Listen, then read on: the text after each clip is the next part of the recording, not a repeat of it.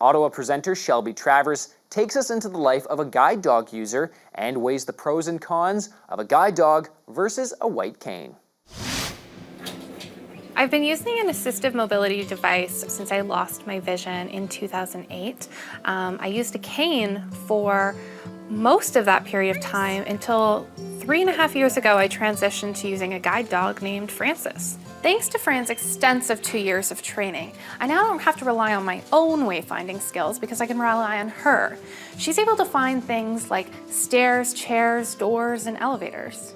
Franny, find an elevator.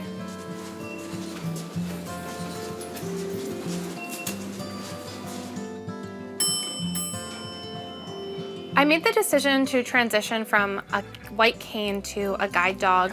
Oh, you're so cute, baby. Because I've always loved dogs.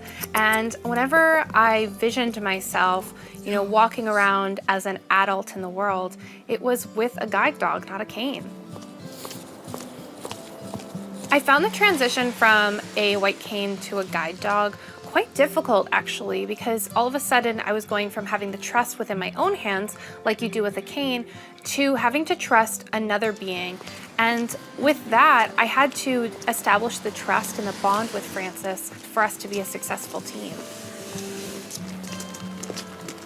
I still use my white cane from time to time. I will say that it's pretty rare nowadays, but I do use it if Francis is sick for whatever reason, or if I'm going to a bar with friends, or any of those type of scenarios that might not be the safest or just the best environment for Francis. I mean, mom needs a night out every once in a while.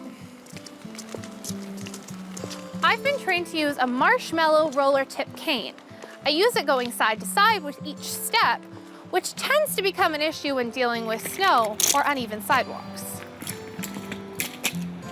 The advantages of using a white cane are definitely a sense of freedom in a way.